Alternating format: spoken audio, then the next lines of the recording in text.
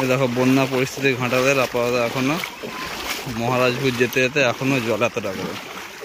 সব বাজার টাজার যাচ্ছে, সব সাইকেল গাড়ি সব ওখানে রেখে দিয়ে তারপর হেঁটে হেঁটে যাচ্ছে। ইভেন আমিও এসেছি বাজার করতে, যে ব্যাগ হাতে এতটা করে জল নিয়ে যাচ্ছি। এই পাশের মাঠটা তো পুরোটাই এখনো ভর্তি আছে, পাশের মাঠটাও জল আছে।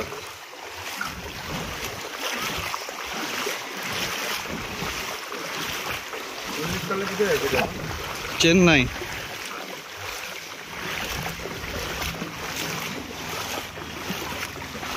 বেশি নাই, তাও এটা তো খুলে দিয়েছে বাজার।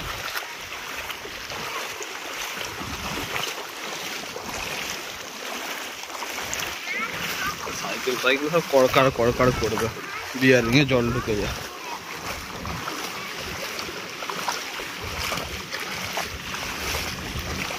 গাড়ি এসছে,